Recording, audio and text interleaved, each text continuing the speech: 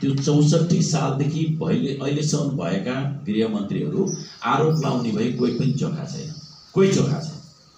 सबै गृहमन्त्रीको पालामा visit visa प्रकरणमा मानव तस्करी भएकै छ, बेचेकै छ।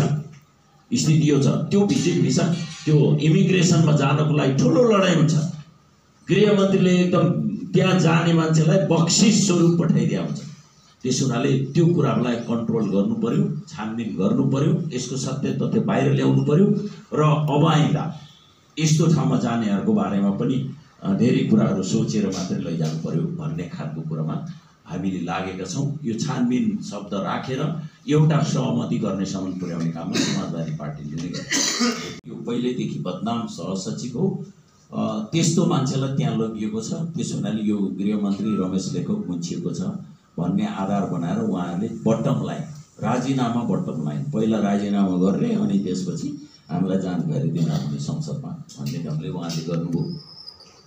अनि त्यसै त्यही लयमा लागेर माओवादी पार्टीले पनि उहाँको कार्यालय बसेर राजीनामै हो भनेर निर्णय गर्नुभयो। प्रतिपक्षी दलहरूको बिचको भेटघाट गर्ने भनेर उहाँले मलाई पनि बोलाउनु, हाम्रो पार्टीलाई बोलाउनु। हामीले भन्यौँ राजीनामा बटम लाइन हुँदैन। त्यसो भए 22 जना मन्त्रीहरू छन्, 22 जना सांसद उठेर राजीनामा बटम लाइन भन्दै एउटालाई राजीनामा अहिले गर भन्ने हो भने सरकार रहन्छ कि रहँदैन? यस्तो याद कुरा गर्दै मन्त्रीको बारेमा क्वेसन उठ्यो भने पहिला मन्त्रीले आएर पार्लियामेन्टमा बोल्न पाउनुपर्छ। पहिला मन्त्रीले के कारण हो, उसलाई लागेको आरोप उसले भन्न पाउनुपर्छ। भनी भएपछि हामीलाई चित्त बुझेन भने आन्दोलन अगाडि बढ्न लाग्छ। अन्तिममा त्यही ठाउँमा आइपुग्यो। त्यसो भए ल ठिक छ, राजीनामा छोड्ने हो भने के चाहिँ गर्ने हो? छानबिन गर्ने कहिल्यै गर्ने? 64 सालदेखि नै गर्ने। 64 सालपछि माओवादी पनि सत्तामा आइसकेका थियो।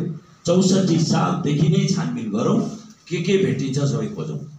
यो म तपाईँलाई बताउँ, म पार्लियामेन्टमा पनि छु, म यो विषयमा अलिअलि खोज तलास पनि गर्ने नै मान्छे।